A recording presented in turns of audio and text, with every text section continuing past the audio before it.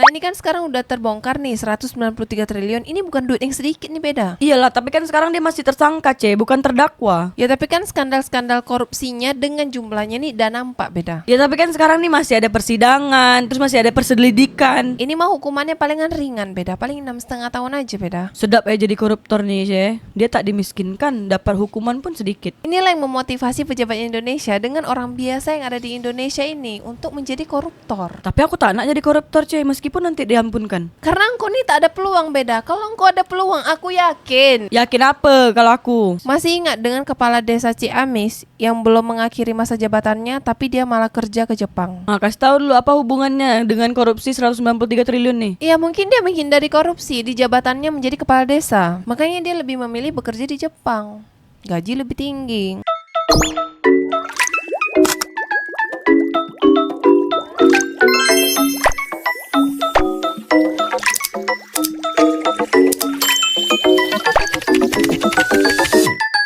Kejaksaan Agung tangkap tersangka dugaan korupsi Pertamina yang rugikan negara hingga 193,7 triliun. Kejaksaan Agung menetapkan 7 orang tersangka dalam kasus dugaan korupsi tata kelola minyak mentah dan produk kilang PT Pertamina Persero untuk periode 2018-2023. Kerugian negara akibat praktik ini diperkirakan mencapai 193,7 triliun. Penyidik menemukan indikasi rekayasa produksi minyak dalam negeri agar lebih bergantung pada impor yang diduga menguntungkan pihak-pihak tertentu.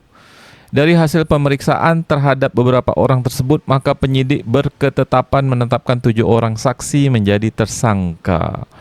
Ujar Kapuskum Kejagung Harley Siregar dalam konferensi pers Senin 24 Februari 2025. Ini nih sekejap lagi jangan-jangan bakal ada kebakaran di kantor Jakarta nih, beda. Apa pula macam gitu, Kasus-kasus mega korupsi yang ada di Indonesia kalau udah terbongkar itu pasti itu selalunya itu ada kantor-kantor yang terbakar di Indonesia, kata netizen Indonesia. Jadi menurut kau nih kasus Pertamina nih akan terjadi juga nih kebakaran dekat kantor Jakarta? Kata netizen Indonesia, beda. Kau nih percaya sangat dengan netizen Indonesia? Netizen Indonesia nih beda. Dia ini bisa memprediksi tentang apa yang akan terjadi selanjutnya. Kasus pagar laut bambu.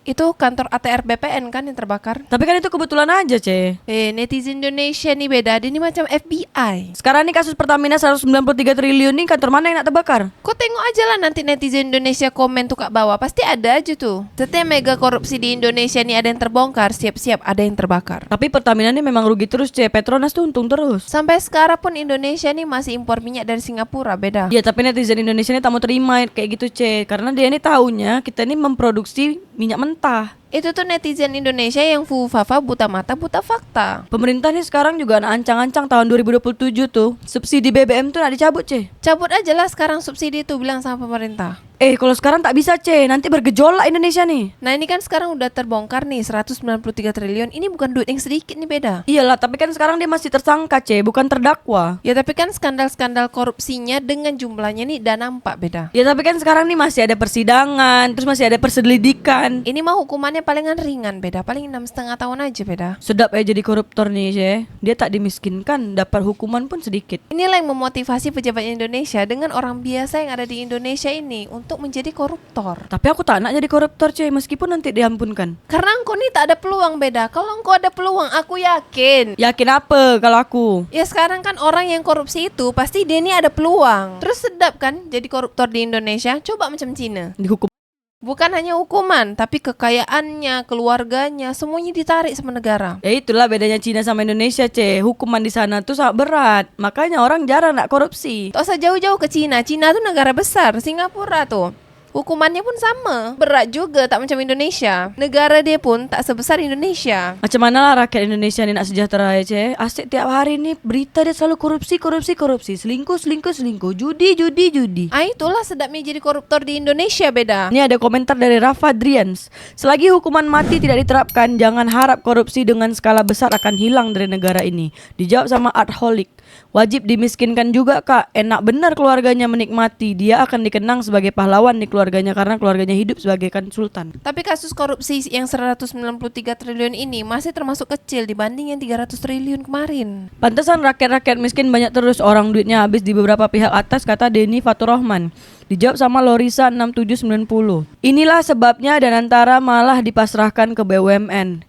Nggak bisa diaudit lagi. Kan mau kemana duitnya? Duit kita juga kok. Musuh Indonesia adalah koruptor, RUU-nya juga nggak dibikin. Dijawab sama Arif Fernanda.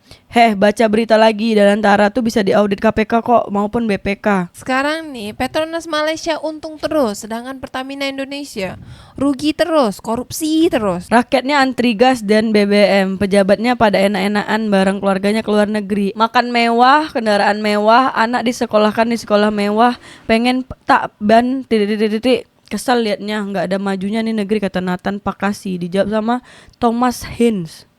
Keadilan bagi seluruh titik-titik Indonesia. Ya macam gini lah, kalau engkau bertahan hidup di Indonesia, keadilan itu hanya diadili ketika viral. Dahsyatnya kerugian negara sampai 193,7 triliun. Sangat pantas itu dihukum seberat-beratnya, kata Fakurazi SY. Tiap hari ada aja lembaga pemerintahan yang korupsi. Hancur-hancur negeriku ini. Ya beginilah kalau engkau hidup di Indonesia, setiap hari pasti beritanya ini korupsi. Beratnya jabatan dan amanah, tapi orang berebut-rebut meraihnya, kata Maruf Nesia. Dijawab sama Anifa Turakziah.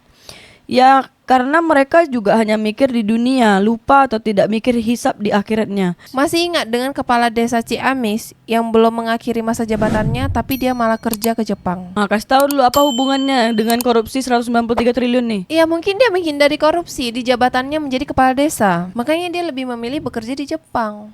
Gaji lebih tinggi. Miskinkan, sita uangnya lalu duitnya dibuatkan pabrik biar loker banyak, bukan untuk makan gratis, kata Hardy Kingdom. Dijawab sama Erlir Yantoli. Masih berharap negara yang bangunkan pabrik WK. Sekarang nih walaupun anggaran sudah dihemat sana sini, kalau masih ada korupsi sama aja. Nyari kerja susah banget. Ini yang punya jabatan malah disia-siakan, kata Udin Asba. Dijawab sama Kai Hamzah. Dia bukan mensia-siakan tapi memanfaatkannya, karena tahu di Indonesia koruptor gak akan dihukum mati. Padahal uang yang dicurinya itu sama dengan membunuh ribuan jiwa secara pelan-pelan dan tidak langsung. Hahaha. Ya seharusnya kan BBM Indonesia ini harusnya bisa lebih murah daripada BBM di Malaysia kalau tidak dikorupsi. Harusnya dari dulu hal-hal semacam ini diusut. Mainnya kan memang begini, biar tergantung sama import. Penjarakan seumur hidup aja dan miskinkan semua keluarganya, kata Ramaikan. Kalau ganti pemerintahan, kasus-kasus besar nih pasti akan terungkap. Tengoklah nanti kalau ada pergantian kekuasaan, dia akan datang. Boleh nggak pelaku kayak gini diarak di jalan lalu dipersilahkan warga pukulin bebas sepuas-puasnya, kata Pace Teye. Oh, tidak bisa. Dia sudah pakai jaket oranye, berarti dia sudah dilindungi. Tidak sembarang orang bisa bertemu dengan dia. Terima kasih para pejabat, bikin kami semakin kuat untuk kabur aja dulu, kata Jin Blaze. Kalau engkau ada modal nak kerja di luar negara, kaburlah sana. Masalahnya sekarang nih tak semua orang Indonesia punya modal untuk kerja ke luar negara. Kalau semua orang Indonesia nih punya modal untuk kerja ke luar negara, aku rasa mungkin semua orang Indonesia nih udah kerja ke luar negara. Nggak bakalan dihukum berat. Para tersangka pasti gercep sewa advokat-advokat top. Dan selanjutnya gercep hubungi petinggi-petinggi. Parpol, kepolisian, militer, dan kejaksaan. Tentunya setelah deal, kata 83 Mona 1974. Lagi engkau masih hidup di Indonesia, kasus-kasus korupsi macam gini akan terus terjadi. Sebentar lagi BUMN yang lain @official KPK, mantap kinerja KPK di bawah pimpinan Presiden Haji Prabowo. Sebentar lagi BUMN yang katanya merugi dan berhutang, kata Di Taufik. Dijawab sama Ilham. Ini bukan KPK bro, tapi Kejagung, lembaga eksekutif di bawah presiden langsung. Kalau KPK tuh belum tentu berani nangkap yang begini-gini. Nah itu, masyarakat Indonesia sendiri pun tak bisa dia membedakan antara Kejaksaan Agung, polisi, KPK. Dia orang ini masih belum bisa membedakan. Bahkan masyarakat Indonesia nih kalau ada maling, dia nih lapornya ke pemadam kebakaran bukan ke polisi. Kalau misalnya ada ular masuk rumah, biawak masuk rumah, terus ada kucing nyangkut di pohon, orang Indonesia tuh lapornya ke pemadam kebakaran juga, Iya, orang Indonesia tuh mana mampu dia orang membedakan instansi-instansi yang ada di Indonesia. Tebak berapa tahun? Ayo, kata Samsul. Aduh. Hukumannya ringan, tapi kalau udah diputuskan pun masa tahanannya bisa dipotong.